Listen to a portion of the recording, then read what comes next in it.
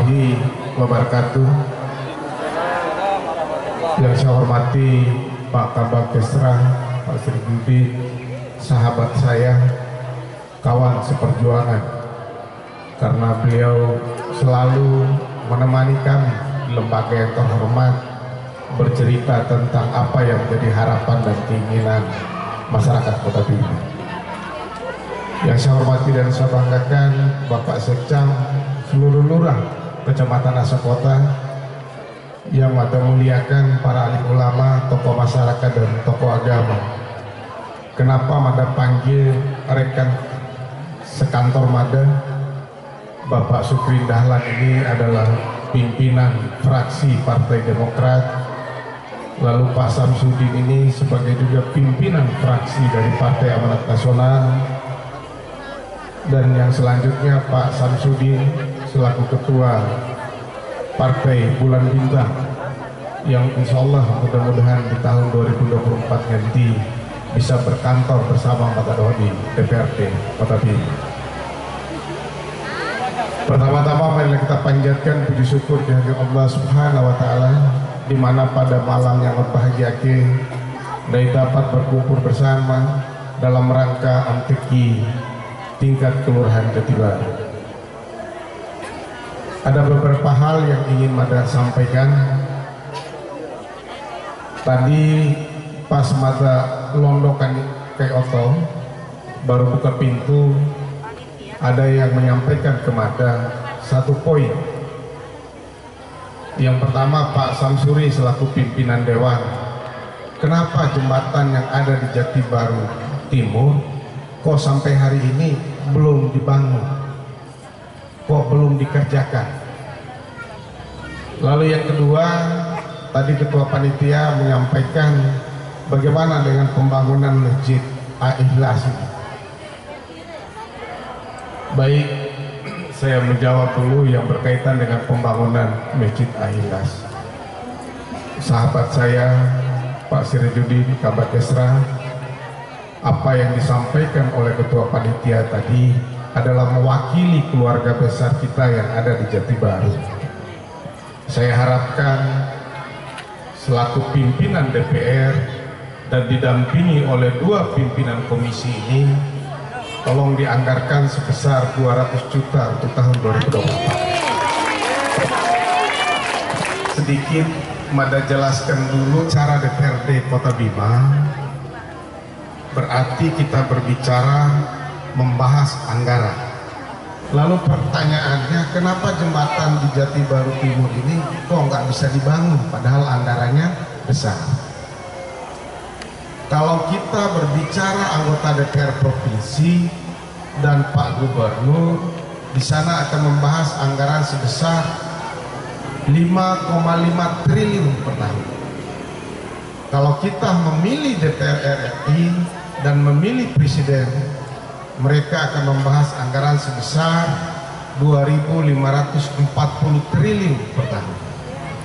Pertanyaannya, kenapa jembatan kami tidak selesai? Apakah jembatan ini adalah kewenangan pemerintah kota atau kewenangan DPRD kota? Contoh, kalau Masjid Al-Ikhlas tadi bisa saya langsung sebutkan pada malam hari ini.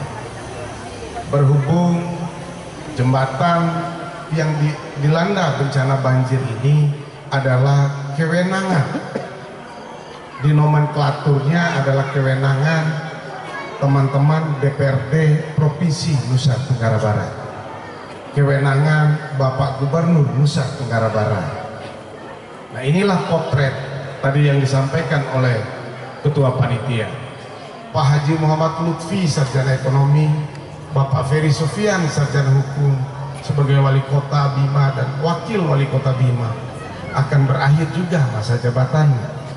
Kapan berakhir masa jabatannya? Berdasarkan konstitusi negara kita, mereka akan berakhir di tanggal 26 bulan 9 tahun 2023. Pak Kabak Kesra ini adalah sebagai saksi sejarah.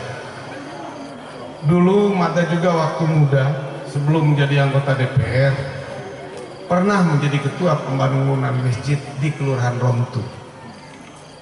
Pada saat itu pemerintah hanya mampu membantu kami sebagai panitia pada saat itu sebesar 5 juta, namanya musyola.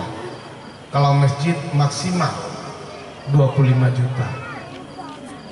Hari ini dari 180 masjid dan musyola yang ada di Kota Bima, dari 41 kelurahan, alokasi anggaran yang dilakukan oleh pemerintah Haji Muhammad Lutfi dan Pak Ferry Sufyan kurang lebih sekitar 67 miliar selama beliau memimpin Kota Bima.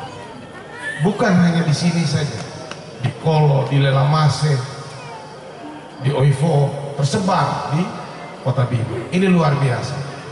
Lalu cita-cita besar ulama Bima, cita-cita besar tokoh masyarakat, bagaimana menyelesaikan pembangunan Masjid Al-Muwahhidin, Masjid Raya sebagai ikon kebanggaan rakyat Kota Bima. Kenapa masjid itu nggak selesai pada saat itu? Gimana mau selesai? Alokasi anggarannya hanya sebesar 500 juta setiap tahunnya. Hari ini Bapak Haji Muhammad Lutfi dan Bapak Ferry Sufyan telah menggelontorkan anggaran untuk tahun 2023 saja kurang lebih sekitar 10 miliar agar pembangunan masjid tersebut bisa diselesaikan di tahun 2024. Lalu yang selanjutnya, dari 10 kota dan kabupaten yang ada di Nusa Tenggara Barat, hanya Kota Bima lah ketua RT-nya yang mendapatkan insentif, ketua RT-nya yang mendapatkan HP Android. Di negara tetangga kita, baik di Kota Mataram, yang umur Kota Mataram itu sudah 29 tahun, nggak ada RT-nya yang dapat HP Android maupun insentif. Hanya ada di Kota Bima. Itulah kepedulian, kecintaan pemimpin terhadap rakyat. Dari 111.000 jumlah pemilih yang ada di Kota Bima, hampir 59.000 rakyat Kota Bima ini mendapatkan yang namanya kartu BPJS.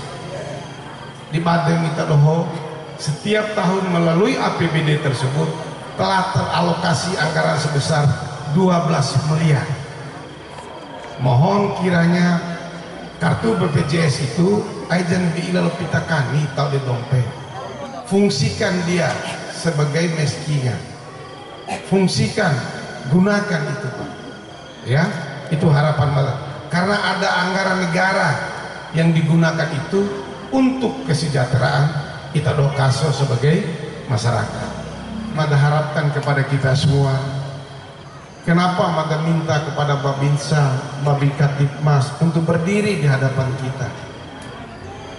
Dua penjaga Jati Baru ini tidak kenal siang dan malam, menjaga keamanan Kampor Poro. Bantu Babinsa, bantu Babikatipmas. Tugas dia adalah melindungi kita semua. Ya, itu harapan Mada. Cintai mereka, sayangi mereka seperti anak itu. Mereka adalah telah berbuat untuk kita semua.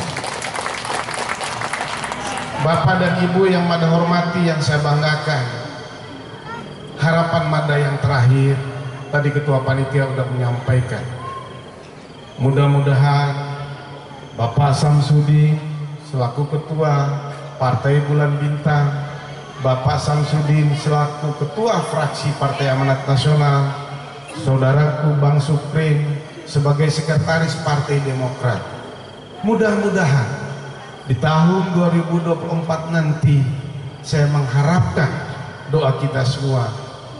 Saatnya saudara-saudaraku yang ada di Kecamatan Asakota untuk menjadi Ketua DPRD Kota Bima. Itu harapan Mada sebagai anak di Tabanan. Sendedeo Om Mada, terima kasih. Wabillahi taufiq wal hidayah. Wassalamualaikum warahmatullahi wabarakatuh.